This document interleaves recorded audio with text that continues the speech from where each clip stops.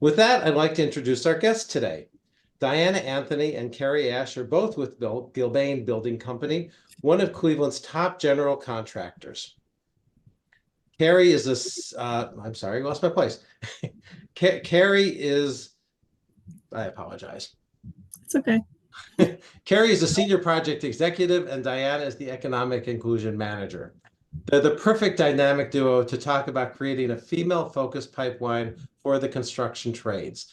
The Bureau of Labor Statistics tells us that only about 1 in 10 U.S. construction workers are women. We know every sector benefits when it diversifies its workforce, especially in those traditionally male-heavy areas such as construction.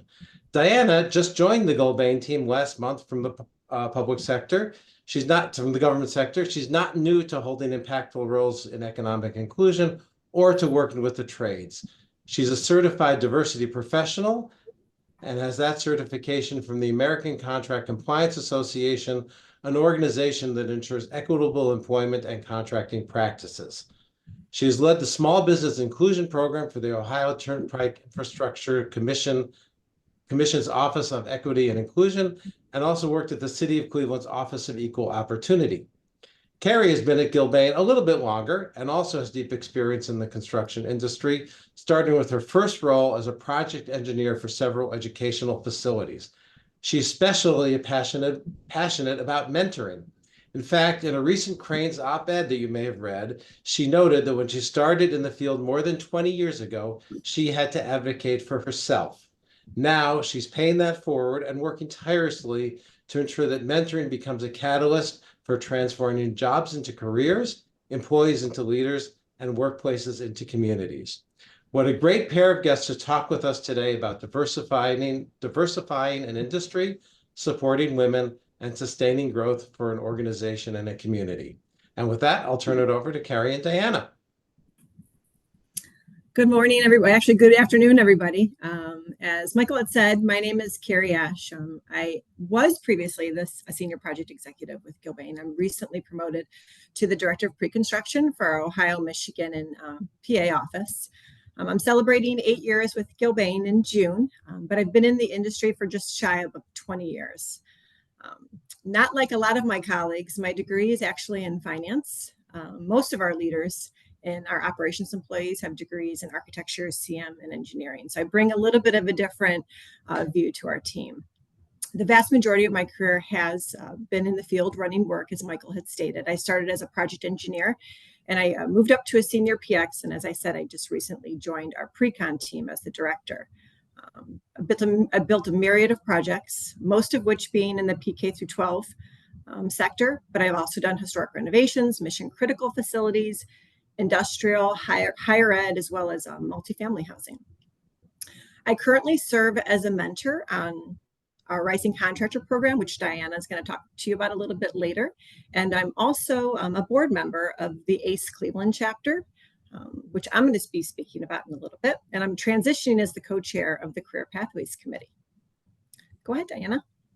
Thank you. Well, my name is Diana Anthony, as you already know, and I am the Economic Inclusion Manager for Northeast and Northwest Ohio, the Cleveland and Toledo areas.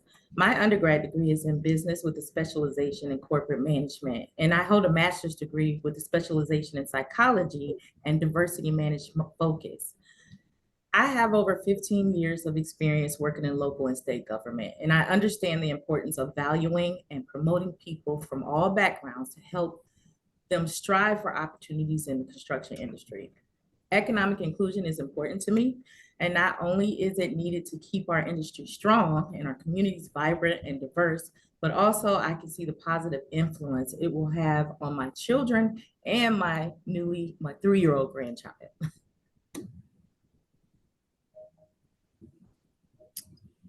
Thank you.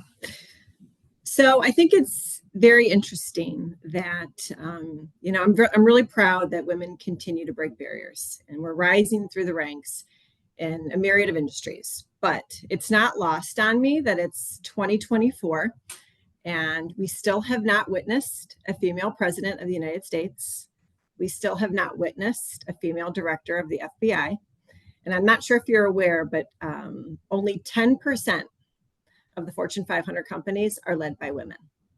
So I think that when I say those statistics, a lot of people view them in a negative light. But on the contrary, I've always kind of looked at it as an opportunity. So back in 2009, when I started in the industry, like most people, I entered it with a lot of anticipation and a lot of excitement. But I soon realized very quickly that I was in the minority in almost every room that I walked into. In all honesty, I didn't really pay much attention to that, like onlyness, being the only one.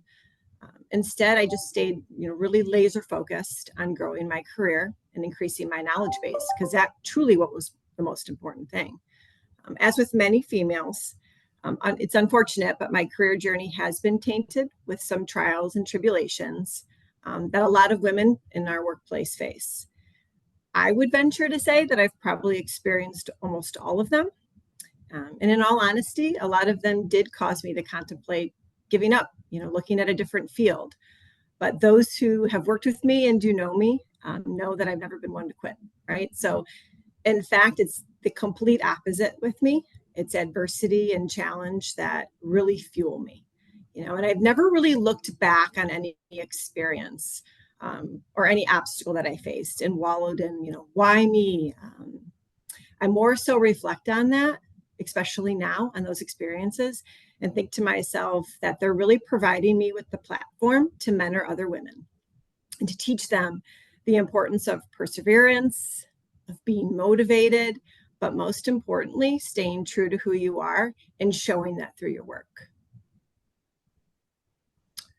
It wasn't until I found my home at Gilbane that I was really truly given that platform to support and mentor other women, and to show them that their success does not have to be a solitary one. Initially, to be really, really honest with you, that mission did not come naturally to me, because as I grew in my career, I never really had a woman mentor.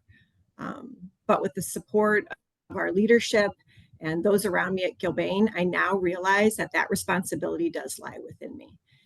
As women, we have a very unique opportunity to create a supportive network for each other that fosters growth and equality and empowerment in the workplace. And it's my hope that my mentorships are going to help women in their professional development, help them build confidence and their ability to navigate tricky situations.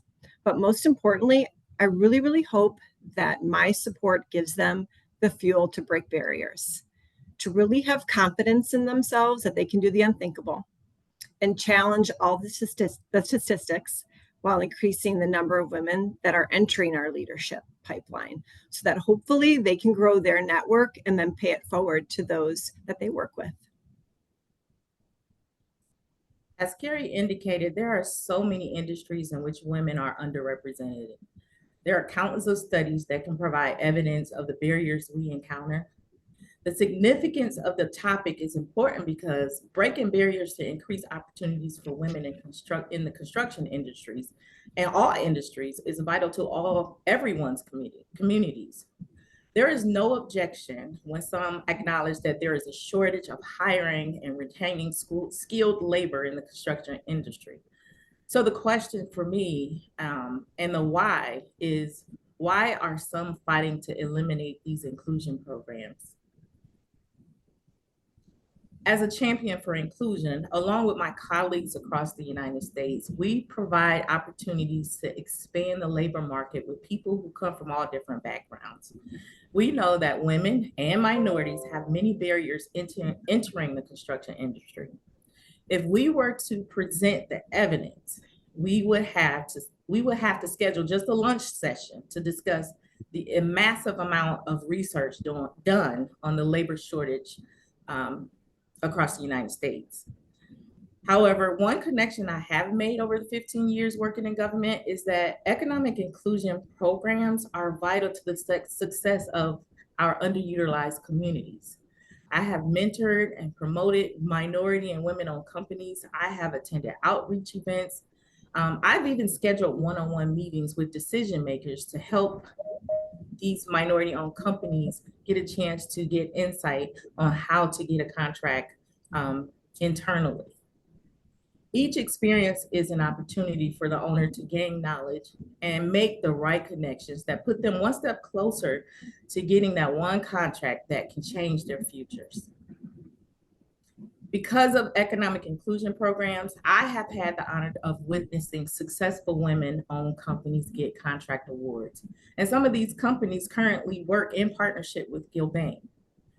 Making inclusion intentional and a priority is a critical decision to provide an economic impact that will close the disparity gaps amongst our women and minority-owned businesses. My passion to do this work is never ending. So I get asked, why does it matter to me? Why do breaking barriers matter? And I think in a very short answer, employee retention is the biggest why for me. So I was doing some research and I found an article in the Harvard Business Review that actually found that women outscore men in most leadership skills. They score higher than men in key skills such as teamwork, innovation, and problem solving. And the most of the women that I've encountered in my career embody these skills. They're exceptional multitaskers. They're motivated by challenges. They know how to foster belonging. They can embrace emotional intelligence, and they're really strong communicators. The key here is that we need to show women that those traits are inherently within them. Many of them already embody those. And the important takeaway is that those are traits that are required to lead teams and lead organizations. So consequently, if we want to attract and maintain top talent, our leaders, people who are leading teams in the field of my industry and organizations and companies, have to embody these characteristics because they're traits that are going to resonate with today's talent. Thank you, Keri. And I just have a quick why. So why? The why is, it is because we have a duty to be responsible. Economic equality will only come from those who are willing to take responsibility to intentionally create opportunities for women and minorities. There's a lot of competition for contracts in the construction industry. My position and others like mine help to level the playing field. So that means we have a social economic duty to provide programs that will give access to the right education and employment. And by doing this, we will assist our communities who are underrepresented in many categories. The major category is just to help provide people within these communities with an opportunity to pursue an adequate standard of living. So when we talk about the challenges that are facing specifically our industry, but I think it kind of stretches across any industry, is in my interactions with many women, I see imposter syndrome as being the biggest barrier to breakthrough. There was a 2020 poll of about 750 high-performing executive women that were just below the C-suite level in various industries, and it found that 75% of women had experienced imposter syndrome at some point in their careers. I would be lying to you if I told you that I never felt that same way. Earlier in my intro, I told you that my background is finance. I'm surrounded by people who have degrees in architecture and engineering. And I've walked into rooms and thought, do I belong here? Can I give that value add? And I think it is a common thread amongst most women I've encountered. And though it ebbs and flows throughout their career, it's still present. The biggest thing in that it really disheartens me to see when this syndrome overshadows growth. It tends to overshadow them because they develop self-doubt, negative self-talk, and a lot of that can lead to a lot of anxiety and stress. And so if we allow those feelings to perpetuate, it can be a very large barrier to promotion and opportunities for growth. I think that we can work to mitigate these challenges by providing programs within your organization, services that really work to reframe, quote unquote, the word syndrome and convert those into teaching people that truly they're just fleeting thoughts. And those programs can be mentorships, they can be employee resource groups. It could be as simple as a career conversation. Yes, Keri, the syndrome is real. Women of color have an immense amount of pressure to change the stereotypes that come with just the color of our skin. And I recently read a Forbes article that talks about the emotional prep that is needed when a person knows that they are the minority in the industry. And there are 2 points that resonated with me. The first is the emotional tax a person experience, just knowing that they must prove who they are beyond their looks. Emotional tax is the combination of feeling different at the workplace because of your gender, race, and ethnicity, and the associated implications on thriving at work. The second point that resonated with me from that article was the mental preparation to show up to work knowing that some type of potential bias, whether conscious or unconscious, may occur. The article I told you about refers to this as always being on guard. So we have to work to eliminate roadblocks that lead to unnecessary emotional prep, to allow our women and minorities to succeed in a male-dominated industry. So the question is, how do we turn that challenge into an opportunity, right? So I think regardless of the roadblocks that women have faced in our industry, specifically the construction industry, they continue to pave their way in a predominantly male field. You know, the rate of women in construction, I'm not sure if you're aware, in the US has grown by 2% since 2010. And that was when women only made up about 8.9% of the labor force. So what we need to do collectively is we need to leverage this growth by encouraging women to become a mentor or a mentee. As a mentee, be intentional of how you choose that relationship. Make sure you are getting mentored by somebody that you admire and respect. Developing these types of relationships is going to help you navigate challenges, both personally and professionally. They're going to, garner wisdom. They're going to challenge your thinking, your assumptions. And they're really going to empower you, give you an area to discuss any struggles that you're encountering in your workplace, and possibly how to arm yourself with those tools to address them. But I think most importantly, overall, they're going to make you a very well-rounded individual. Yes. And all of those groups and organizations and the mentors will help. But here's an opportunity for someone to work on the self. Owning your ability to recognize and control your emotions that come with being the only woman or minority in the workplace. We can do this by acknowledging what our triggers are. We can go and get therapy to understand where those triggers come from. We can practice self-affirmations, remembering we are in control of our own thoughts and we can also change them. And like Keri indicated, join the employee resource groups. Companies who are intentional about diversity and inclusion have employee resource groups that can support almost every one of its employees. Use these groups to talk through incidents and educate others. And in the words of former Mayor Frank Jackson, sometimes it is what it is. So acknowledge the fact and recognize that it just may be a bias that you're experiencing. We can't change people, but we can educate them. Owning who you are and having the conversations with those you need to educate is where we begin to develop a culture that values diversity. So inclusion and diversity is one of Gilbane's ESGs. That's the environmental, social, and governance strategies. And a key component to the culture is teaching others how to root out bias and drive individual empowerment and accountability. We do this for many reasons, but we truly believe that at the end of the day, inclusion fosters connection within your organization. It provides a platform for different perspectives that could be valued, encouraged. It increases a greater pool of knowledge and experience by just having those different people in the room. And it educates others on all the different ways that there is to tackle issues and develop strategies. A lot of firms are going to use the word inclusion and diversity. But be honest and ask yourself, is your place of employment, where you're working, is your firm cultivating that space of belonging and connection? I know that mine is. Every time I walk through our office, I go onto our job sites, I see the diversity of our employees and our contractors. And it's a constant reminder to me that I've aligned myself with a company who lives my values.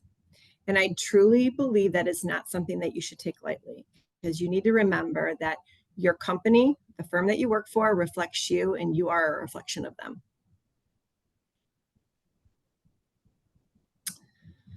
So what can we do, right? What can we continue to do to break these barriers? And I think that one thing that has helped me is encouraging, participation and support of programs like the ACE mentorship program.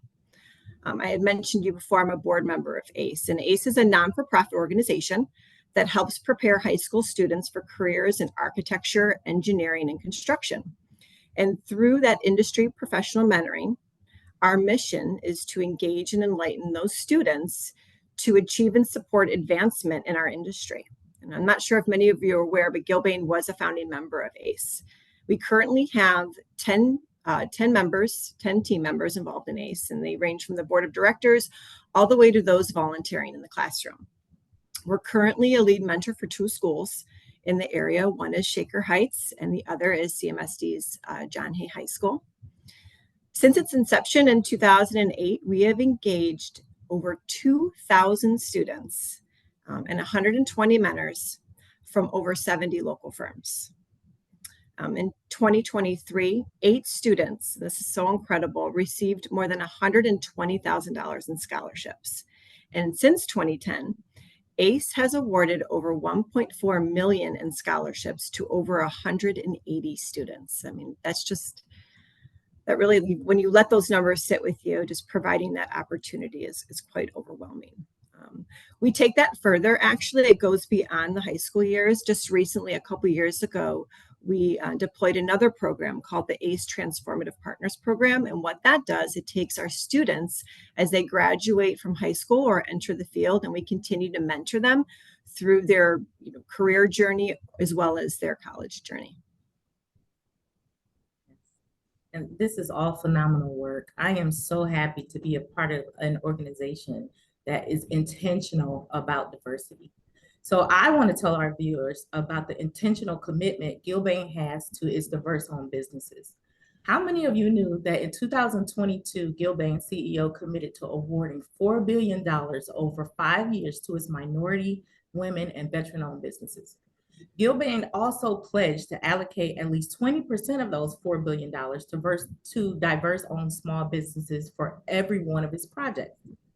Gilbane supports its commitment through its Rising Contractors program, which provides our diverse and disadvantaged trade partners with an opportunity to develop and broaden their industry skills and knowledge, while also gaining firsthand insight on working with Gilbane. Through a 10-weekly 2-hour session led by Gilbane subject matter experts, participants develop relationships through knowledge sharing centered around topics such as pre-qualifications, risk management, financial strength, and business development. Changing the narrative requires intentionally cultivating a workplace to have an inclusive environment. More importantly, construction inclusion programs must be adopted by major construction corporations and other industry to allow for our women and minorities to have continued opportunity for economic inclusion. And I think if I was, oh, I'm sorry. Yeah, I was going to say, if I think if I was to wrap up truly, what the theme of this means, breaking barriers, is that quote right there by Indra. And that's, the glass ceiling will go away when women help other women break through that ceiling. And I truly mean that. Though I found that out much later in my career, I hope that that is the one takeaway that you've garnered from this talk. Well, thank you so much, Keri and Diana. That was a lot of information in a very short amount of time. And speaking of short time, we have about 4 minutes left to take some questions. I am looking in the chat here, and I'm going to start with what specifically does Gilbane do to support, on their projects and their initiative, the tradeswomen working in the field with the tools who have their own set of challenges and only make up 4.3% of the trade workers? Are there, certain certain protocols in place to really support them? So I'm not sure which angle that the question is coming from, but I would say that one of the things, as I mentioned earlier, if we're talking specific to tradeswomen, I think that the theme has to flow down all the way from our trailer, right, out to the field. And because our culture is rooted in inclusion and diversity, they celebrate, they're celebrating just a couple days ago, our one field office, Van Aiken, took our team out to lunch and celebrated Women History Month. Right? They made sure that those themes are filtering through out in the field to show that that's important to them. They recognize it, they value it. So I think that's one thing, is that it's not just happening in our office, it's being infiltrated through our field, and they're showing them that it's important to them. Great. Another question we have is, how do we navigate and deliver the narrative around elevating women in this industry without it coming across as commodifying women or, non-dominant groups and feeling like a sales pitch? I don't know who asked this, but this is a fantastic question. I asked it. Who was that? That's me, Josette. I asked. Fantastic question. And the reason why I love it so much is because I think and Diane, I'll let you talk in a second. One of the things that have affected me is I've never wanted to be recognized as I've moved up in an organization is because you're a woman, right? You want to be valued for what you bring to the table, your intelligence, your strategy, how you think. And I think that developing, as I said earlier, developing that network to ensure that women continue to show their value through their work is probably the most important message. It's how you show up every day. It's how you show up around your leadership. It's how you show up when there is a challenge or there is some sort of, contentious issue that you're working through. Show them that you are capable. Show them that you bring value to the table. Your thoughts are strategic. And you're there to bring value to that team. So I think you do that through your work, most importantly, because at the end of the day, that's what truly matters. Yes. And if you're not feeling valued, take advantage of the resources that's in the company that can help you feel valued. Being able to communicate what you're feeling and how you can do your job better is important to just being a successful woman in any industry. So take advantage of the resources. What a great note to close on. And this time really flew by. And thank you so much for what you had to share and what you had to offer, and really the inspiration you brought over what's being done and what can be done to address some of the challenges you so beautifully laid out, as well as the opportunities.